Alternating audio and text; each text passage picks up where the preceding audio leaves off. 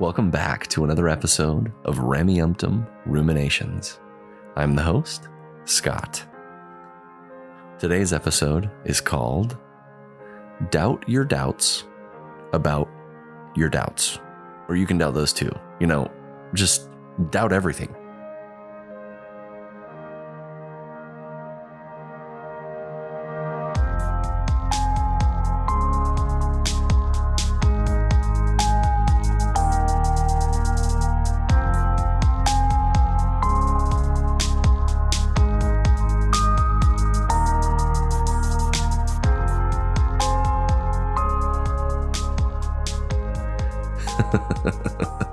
So I say that a little bit tongue-in-cheek, and for those that get the reference, it's a talk by Elder Uchtdorf, and that's going to be the subject for today. As I was thinking about the content of the previous episode where I talked about the choice to believe or the choice to have faith, we discussed a little bit about the difference between faith and knowledge. And then in the following episode, we talked about the distinction between a secular version of faith versus a religious version of faith. Faith and doubt go hand in hand, and I want to explore this idea a little bit. Now, for a quick recap, last week we talked about the distinction of faith, of secular faith and religious faith, where a secular faith leans heavier into evidence and a religious faith leans heavier into an authority figure, be that scripture or a prophet.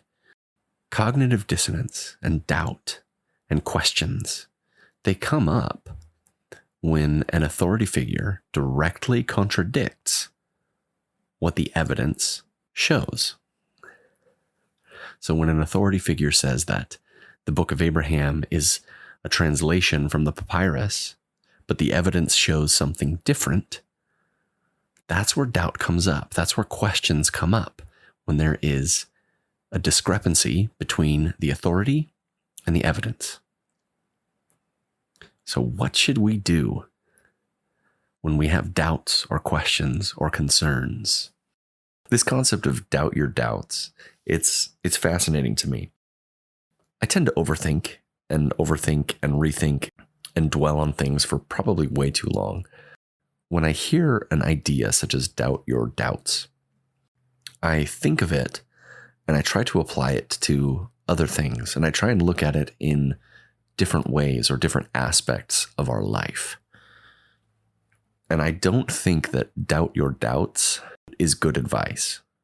And perhaps I'm misunderstanding this. Maybe there's a believer or a listener out there who has a different idea on this, but to me, the idea of doubt your doubts is don't think critically.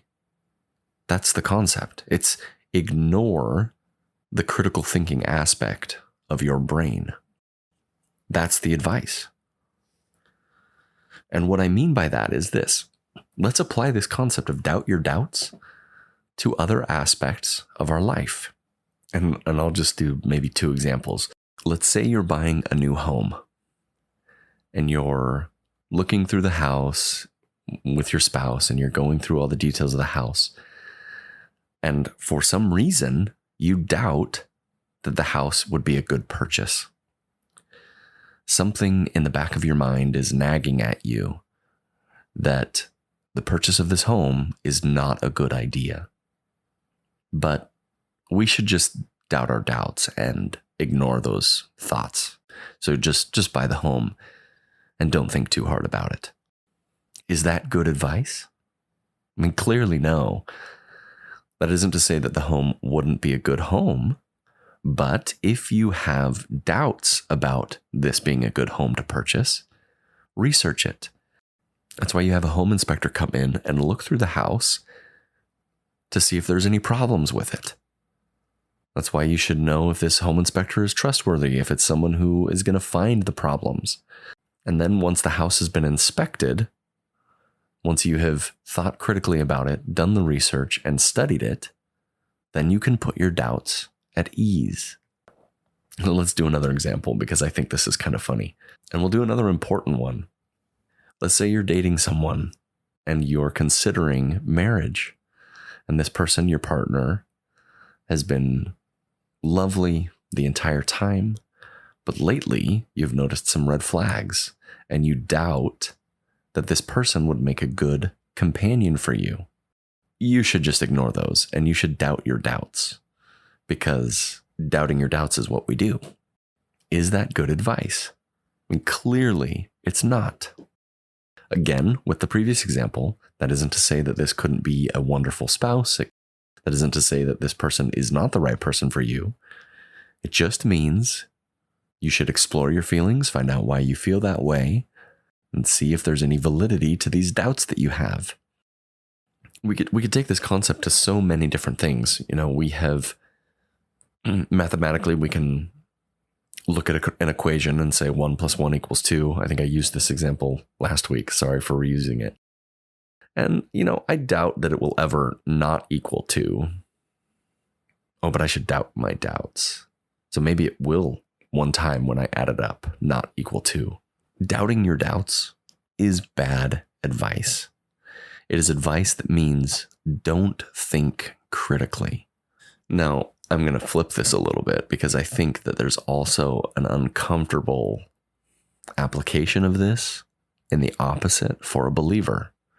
Let's say a believer has a testimony that the church is true and knows that Russell M. Nelson is a prophet and has faith in the Book of Mormon, has received a witness that the Book of Mormon is the Word of God.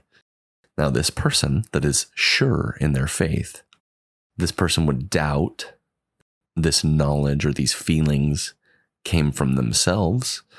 They doubt that it comes from themselves, and they believe that it comes from an external source. So they should doubt their doubts. You can apply this to the prophet and the apostles. They claim to have a knowledge that God exists and to have a greater access to spirituality than the rest of the membership. Would they then doubt that other members of the church have greater access to deity than them? But they should doubt their doubts. So that means that other members of the church do have the same access or greater access to deity than they do. Perhaps I'm overthinking this, but you can see where this idea of doubting your doubts is just silly. If you have a doubt or a concern, think critically. Now, I do want to examine a little bit the talk that this comes from. So let's read exactly what Elder Uchtdorf was saying. Perhaps I'm taking him out of context. The quote in question comes from a section of his talk called "There is Room for You." This is after he's established that there are other reasons that people leave the church. He brings up unanswered questions, although he skirts around any of the real issues because they can't really bring any of that up in general conference, and I don't expect them to. He talks about mistakes of other people, and then he talks about people feeling like they don't fit in or they don't belong. And it's in this that this phrase comes from. And so I'll read that a little bit and kind of give you guys the context leading up to it, and then we'll see if this is good advice or if it's bad advice. He says, and this is near the end of his talk for those that want to look it up on their own. "To those who have separated themselves from the church, I say, my dear friends, there is yet place for you here. Come and add your talents, gifts, and energies to ours. We will all become better as a result. Some might ask, but what about my doubts? It's natural to have questions. The acorn of honest inquiry has often sprouted and matured into a great oak of understanding. There are few members of the church who at one time or another have not wrestled with serious or sensitive questions. One of the purposes of the church is to nurture and cultivate the seed of faith, even in the sometimes sandy soil of doubt and uncertainty. Faith is to hope for things which are not seen, but which are true." I'll give him a thumbs up on that definition. I think that's a good way to define faith, because it's a hope, it's not a knowledge. He continues, he says, "Therefore, my dear brothers and sisters, my dear friends, please first doubt your doubts before you doubt your faith. We must never allow doubt to hold us prisoner and keep us from divine love, peace, and gifts that come through faith in the Lord Jesus Christ." What this fails to capture is actually his sentiment from the previous paragraph. these doubts arise from honest inquiry and honest concern and honest questions. These doubts don't come up because someone wants to disbelieve.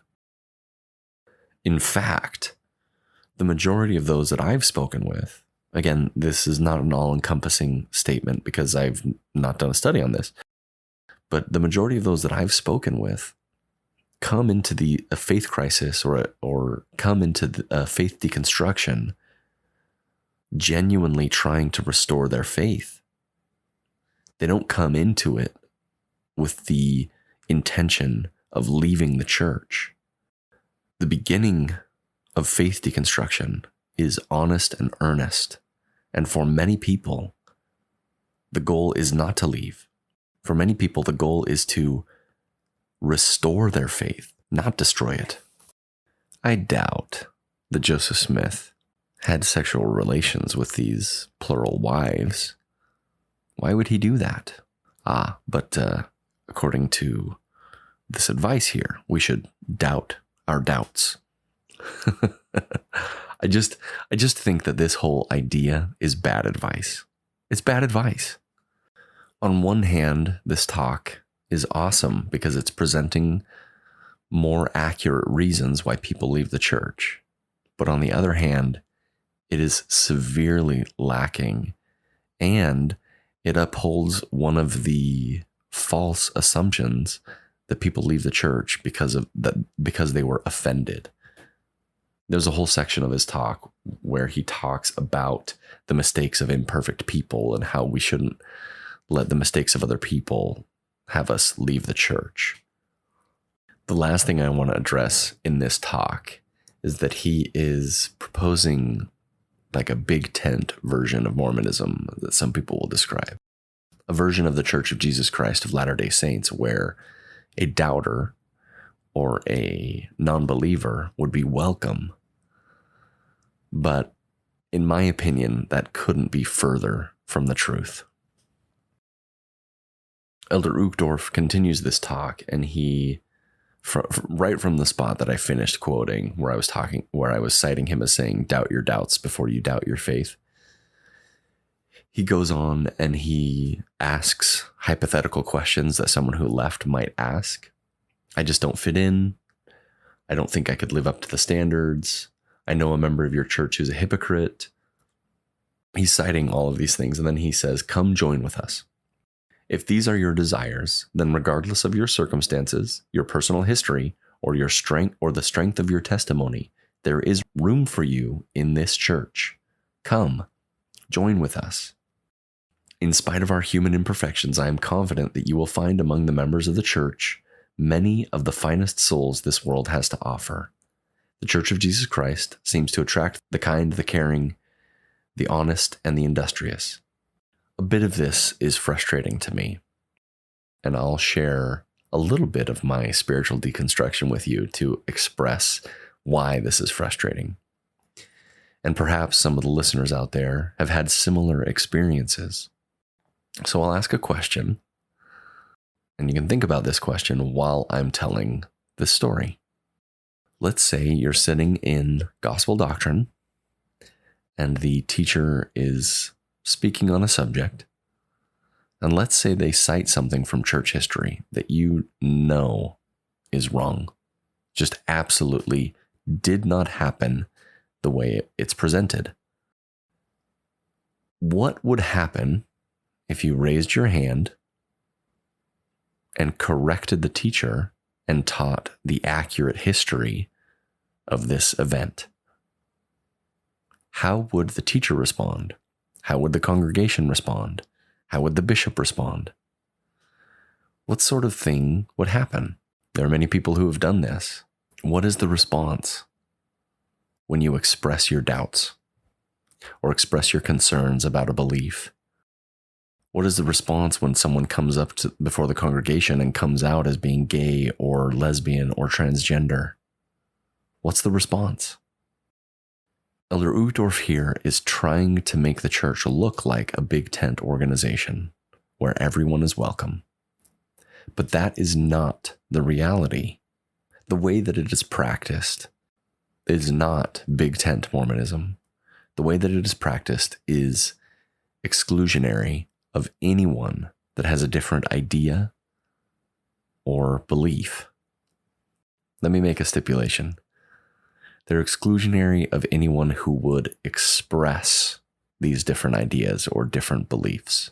During my faith deconstruction process, near the end of it, near where I had stopped believing in just about everything. I still wanted to participate. I thought that this Big Tent Mormonism existed. I thought that it was a thing. I thought that I could participate with my wife and family, even if I didn't believe that the church was true, or even if I didn't believe that Joseph Smith was a prophet.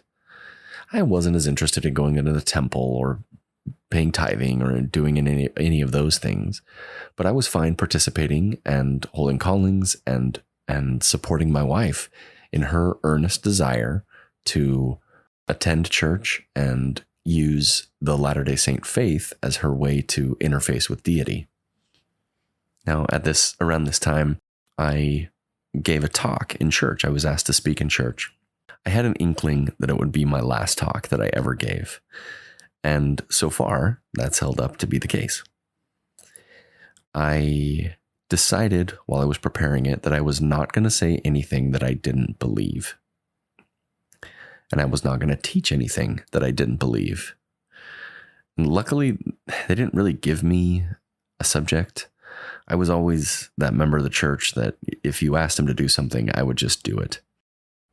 And so this was a last minute, hey, can you fill in? Can you do this or that? And they just asked me to speak, did not give me a subject. So I taught about what I was studying at the time, which was Buddhism. And I likened a lot of the teachings of Jesus to Buddhism. I taught elements of the Four Noble Truths, and I related them to some of the teachings of Jesus. And I talked about imperfections and being imperfect people and how we don't need to be perfect. We just need to be us. And it was my favorite talk that I ever gave. It was awesome. In fact, I'm not saying this to just exaggerate. I'm just saying what happened. Typically when I spoke, most people wouldn't come up to me or say anything. But after I gave this talk, I had a dozen people come up to me, not in the halls, but immediately after sacrament meeting. And they started talking to me about what I had said. Many people resonated with what I was saying. Now, as I was leaving, this just happened to be a week where the stake president was in attendance and he was up on the stand. So I was exiting the stand to go and get my kids. I didn't know him and I'm kind of an introvert, so I wasn't going to say hi, but I was walking like past him. And so I'm walking past him and he shoots his arm out and he grabs me by the wrist and he says, "That was an excellent talk." And it kind of struck me like weird. Like, I don't know, like that was all he said. And so I just kind of like said, "Oh, thanks," and left. 2 days later, I get a phone call from the stake secretary. He sets up a meeting. The stake president wants to meet with me. And then it was supposed to be originally at the stake center. But then a couple days later, they asked if he could just come to our house. And I said, sure, fine. And the stake president came to our home, proceeded to ask me why I didn't have a temple recommend.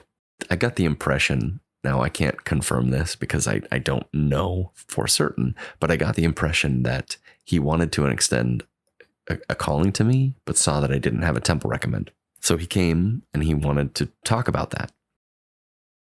And what ensued was one of the worst conversations that I've ever had in my entire life. It was so awkward. He was asking me, and I don't like being fake, so I was just being candid with him. He was asking me questions about belief, and I was answering him as honest and open as I could. And he did not like the answers that he was getting. And so he tried his best to convince me that I was wrong, but in person, I tend to share very little of myself. I don't open up very much. And so the answers I was giving were honest, but they were very short. Do you believe in the Book of Mormon? No, I think it's a myth story, but I think it has value because I think there are important lessons, that sort of thing. I wasn't going into a lot of detail, but I was telling him precisely where I stood. The conversation quickly, it got heated, but not like in an angry way. It was the first time, I think, that my wife saw that I was other, that I was no longer welcome in the tent of Mormonism. And as the conversation continued, she, her story is not my story to tell. But I'll say this.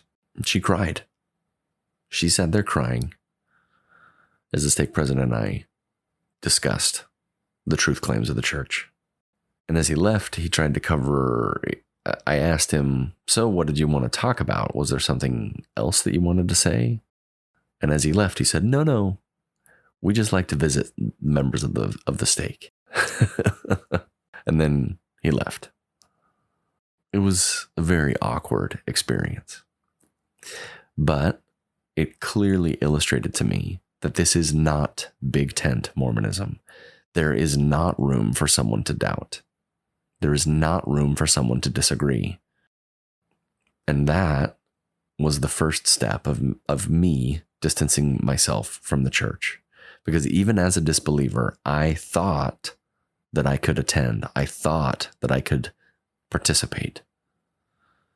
But I was shown that that's not the case. And perhaps I came up a loser in the game of bishop and stake president roulette. I don't have any anger or malice towards him.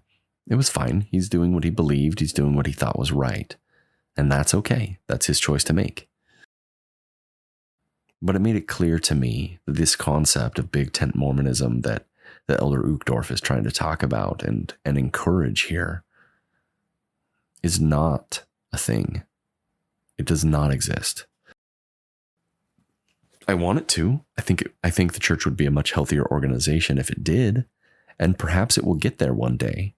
But presently, that is not what it is. Before I started telling this story, I asked what you guys thought the response might be for someone asking questions. Anyone who I have spoken with that has spoken out has had a very similar story to mine. If you're open about your doubts, you are pushed to the side. That's just what happens.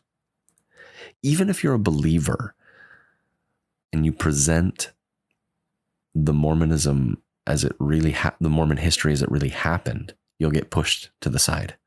Big tent Mormonism does not exist. So when you have a talk like this one from Elder Uchtdorf about Come Join With Us from 2013, where he's talking about doubt your doubts and come back to the church, there's not a space for someone with doubts in the church. For someone who is earnestly seeking to know if the church is true or false, and actively digging into the history and to the theology and the dogma and everything about the belief system, if they are doing that, they are not welcome. I would be happy to, down the road, run an episode where I say, hey, you remember that Doubt Your Doubts episode where I talked about big tent Mormonism? Well, guess what? It's a thing now. I would love to be able to do that. Would love for the church to change and become a healthier organization. But as someone on the outside, I can't affect that sort of a change anymore. That will be on the members that are in the church to normalize open discussion about sensitive and uncomfortable topics. It will take courage. Maybe we're 20, 30, or 40 years away from that. Maybe it's something that'll happen in 10. I don't know. But it's something that needs to happen. I'm so envious of other religions that can have an open discussion and disagreement about theology in a way that's just not available in Mormonism. I'm rambling at this point. If my podcast, Rameumptom Ruminations, is something that you enjoy, I would greatly appreciate liking it and leaving a comment on whatever podcasting platform you use. Thank you so much for listening today. I hope that you all have an excellent day.